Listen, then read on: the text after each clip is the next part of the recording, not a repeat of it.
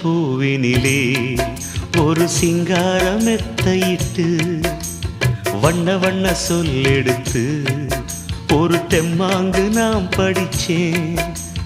வாசமல்லி ஏனோ வாடி போச்சு மயிலே அடியே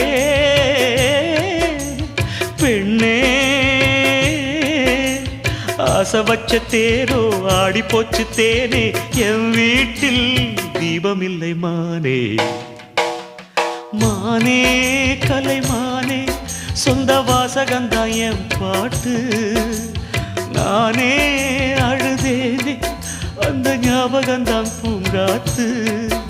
செம்மீனே செந்தேனே கண்மூடு என்னாலும் என் பாடு.